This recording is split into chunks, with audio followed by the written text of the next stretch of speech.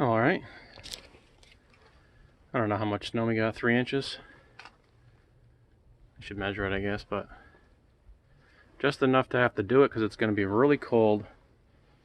Like single digits a couple of next days and then some snow next week. So I just turned the gas on, checked the oil,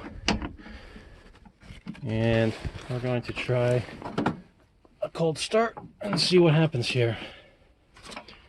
Choke. Should crank. And it did that last time. And great. There we go.